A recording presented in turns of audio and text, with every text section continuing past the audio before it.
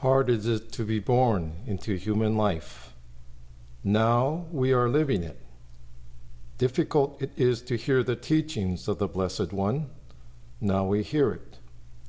If we do not realize the truth in this life, when will it be realized?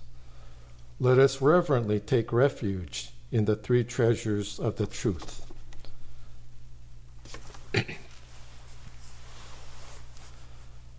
I take refuge in the Buddha. May we absorb ourselves in the principle of the way to enlightenment and awaken in ourselves the supreme will. I take refuge in the Dharma. May we be submerged in the depths of the doctrine and gain wisdom as deep as the ocean. I take refuge in the Sangha. May we live in harmony in the great assembly as disciples of Buddha and be freed from all hindrances, becoming units of true accord in the life of harmony, in a spirit of universal oneness, freed from the bondage of selfishness. Even through myriad ages of kalpas, hard is it to hear such an excellent, profound, and wonderful doctrine. Now we are able to hear and receive it. Let us thoroughly understand the true meaning of Tathagata's teaching. Namo Amida Butsu, Namanda Butsu, Namanda Butsu.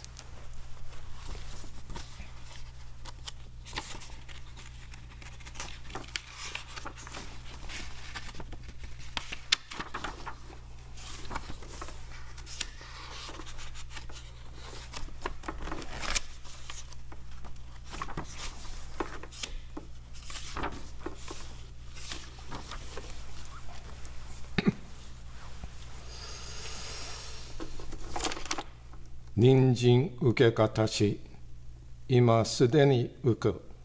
仏法聞き方し、今すでに聞く。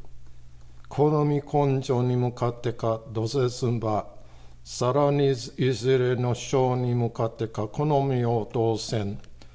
大衆もろともに、指針に三本に消えし立てまつるべし。自ら仏に消えし立てまつる。まさに願わくは、主情とともに、大道を体現して無常意を起こさん。自ら法に消えし立てまつる。まさに願わくば、主情とともに、深く教蔵に入りて知恵のごとくならん。自ら僧に消えし立てまつる。まさに願わくば主情とともに大衆を通りして一切無限ならん。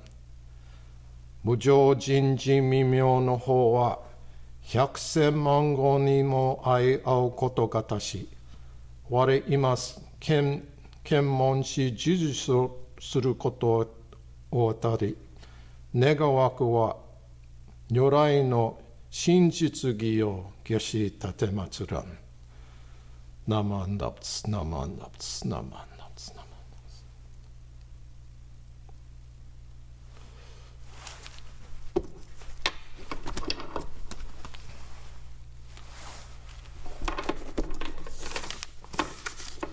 So as I mentioned in the introduction, I would like to share an essay by Leo Joslin Sensei, who prepared this message for the next Light of Dharma. In quote, there is certainly a great deal of fear over the coronavirus, and it's well-founded given how it can threaten our health and well-being. Indeed, for some of us, our very lives are at risk. No wonder panic can set in if we are not vigilant at our mind's door. One of the first signs of panic that I witnessed took place in the parking lot of my local supermarket. Like many of us, I decided to stock up on supplies and went over to the market to do some shopping. I was surprised to find lines of cars waiting for a space in what is usually a very low-key, uncrowded lot. I had never seen it this busy before, and I ended up going elsewhere to buy supplies. It became clear from the long lines at the cash registers and the empty shelves at many major outlets that panic had set in, driven by fear. I recognized that I was a participant in the panic. After all, my car was also clogging up the parking lot. I had forgotten that I need not react mindlessly with panic. I could choose to respond mindfully with metta and compassion for myself and others, and for all of us caught up in this unsettling situation. I need not slow down in order to cultivate. I needed to slow down in order to cultivate clarity and the calmness that accompanies it. This is something we practice on Wednesday evenings in our mindfulness group. We only need to remember to apply it in our daily lives, something easier said than done. When thinking about the ways of responding to our current crisis, I remembered the words of Shinran. He wrote, "Even when the world is filled with a great fire, pass through it and seek to hear the Dharma." This reminds me of an ancient Buddhist legend. According to the story, in a previous lifetime, the Buddha was a small bird living in a forest. When the forest caught fire, the bird soaked his wings with water from the river and flew through the flames looking for his friends. He cooled and comforted them with tiny drops of water, doing this over and over again. When the rain god witnessed this, he was moved and put out the fire with a rainstorm.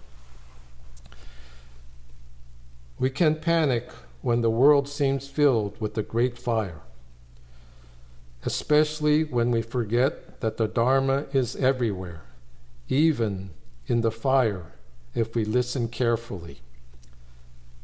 Each and every one of us can be like that tiny bird in the forest. It doesn't have to be as dramatic as flying through flames. Simply, daily gestures with thought of others in mind can go a very long way. Knowing that we are grasped by amida, never to be let go, and that the primal vow is always at work, we can calmly move forward in the face of daunting causes and conditions, doing so with open hearts. As we take steps to protect the Sangha, we follow recommended health guidelines, but we can do so from a place of loving kindness, not fear. We can practice social distancing, self-quarantine, avoid crowds, scrub down countertops and doorknobs, not because we are fearful, but because we want to take care of each other. We can do so with hearts energized by metta and compassion for our Sangha, remaining mindful that we are all in this together. We can do so while remembering the words of Shinran. Realize the great love and compassion tirelessly and constantly protect this self. This is the blessing of being grasped, never to be abandoned. We will pass through the fire. Namo Amida Butsu. Namo Amida Butsu. Namo Amida Butsu.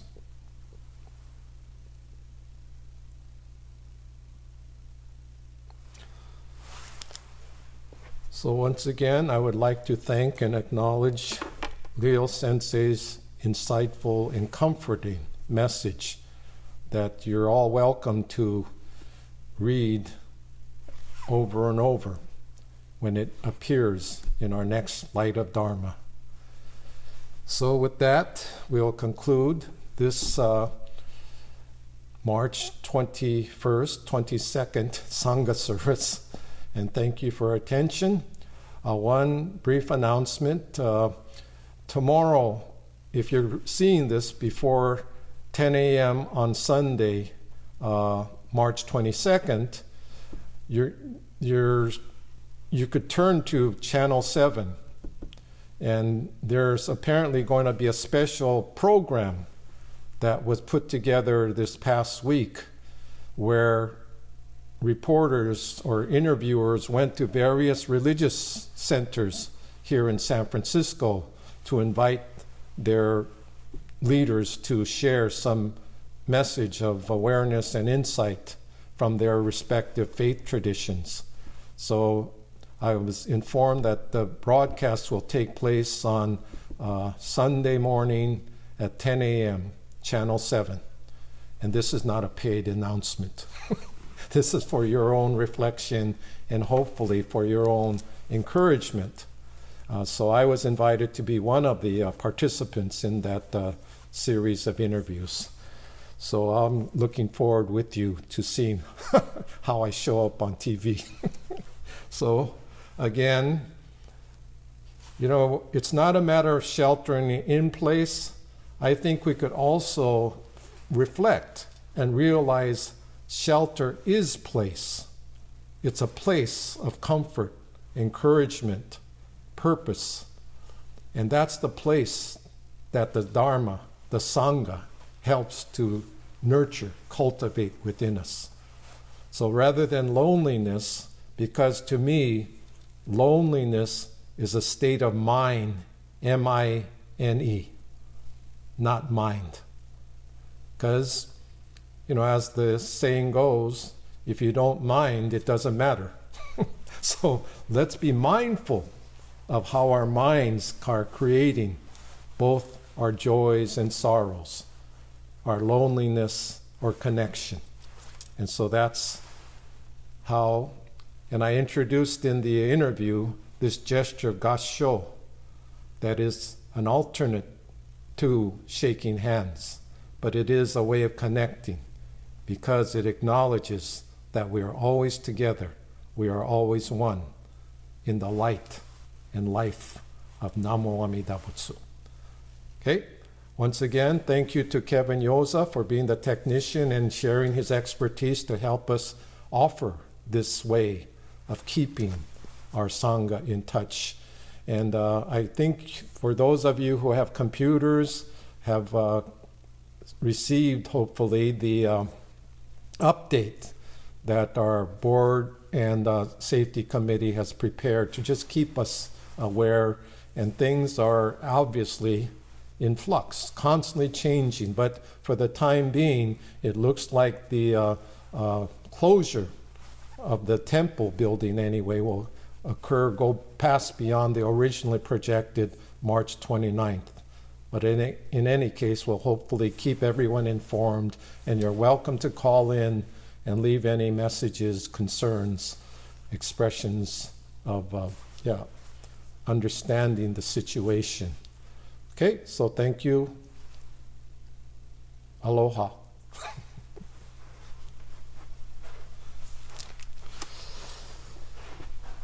Nama nuts, nama nuts, nama.